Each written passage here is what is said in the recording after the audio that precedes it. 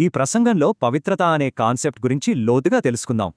ఈ ప్రసంగం ఒక ముఖ్యమైన ప్రశ్నతో మొదలవుతుంది. అసలు మన విశ్వాసానికి ముఖ్య ఉద్దేశ్యమేంటి?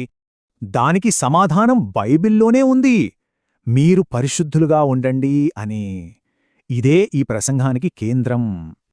ఇదేదో మామూలు విషయం కాదు. ప్రసంగం ప్రకారం బైబిల్ మొత్తానికి పవిత్రతే పునాది. అయితే పవిత్రతకు ఎందుకింత ప్రాముఖ్యం?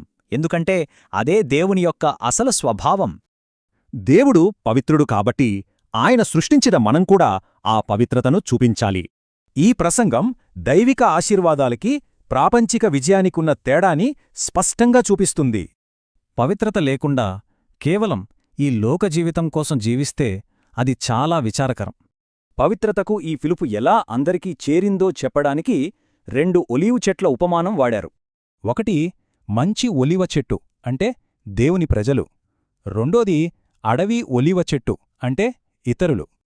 మొదట్లో ఇశ్రాయేలులోని 12 గోత్రాలు ఆ మంచి ఒలీవ చెట్టు కొమ్మలుగా ఉండేవాళ్లు.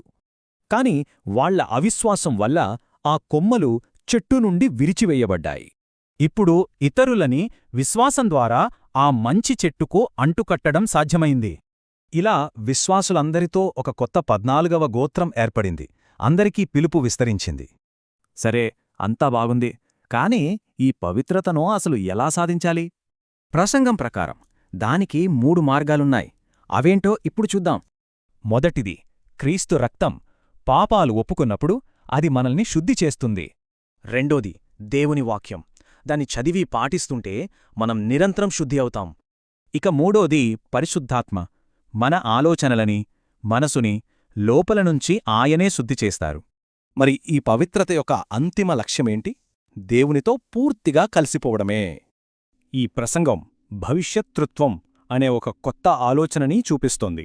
పరిశుద్ధాత్మ స్థానంలో వధువు అంటే సంఘం వస్తోంది. ఈ ఆలోచనకు ఆధారం ఈ వాగ్దానమే: జయించేవారు క్రీస్తు సింహాసనం మీద కూర్చుంటారు. అంటే చివరికి మానవత్వం, దైవత్వం విడదీయలేనంతగా ఒకటైపోతాయన్నమాట. కాబట్టి విశ్వాసానికి అంతిమ ఉద్దేశం ఇదే. ఇది ఆలోచించాల్సిన ఒక లోతైన విషయం.